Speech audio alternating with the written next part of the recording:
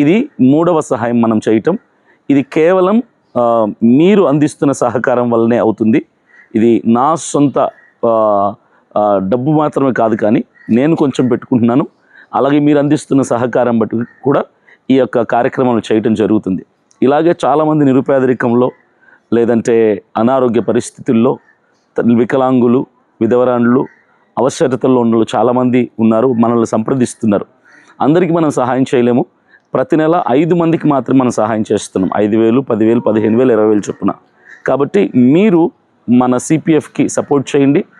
మీరు సహాయం అందిస్తే మీకు తోచినంత, మీరు 5,000 ఇస్తారా, 1,000 ఇస్తారా, 10,000 ఇస్తారా, మీ ఇష్టం.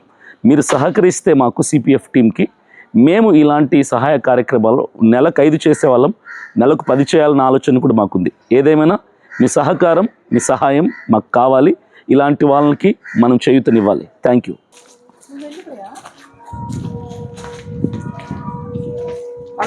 నమస్తే చెప్పు అయ్యగారికి. నమస్తే అమ్మా. ఇక్కడే ఉంటావమ్మా? ఏం పేరమ్మా నీ పేరు? నూకమ్మనా? చాలా చిన్నది. ఎట్లుంటుందమ్మా ఇక్కడ? ఆయన కూలి పని వెళ్తాడు. అయ్యో, వాళ్ళు విజయనగరం అటు నుంచి. ఏ ఊరు మీది?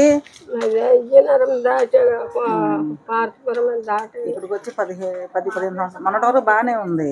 ఒక 6 నెలల నుంచి ఇళ్లలో పని కూడా వెళ్ళేది. అయితే టైఫాయిడ్ను ఇది కామెర్లు ముదిరిపోయినాయి. గవర్నమెంట్ హాస్పిటల్లో 2 నెలలు ఉండి వచ్చింది. మళ్ళీ ఇప్పుడేం గుండె బరువు అని అన్నం తింటలా.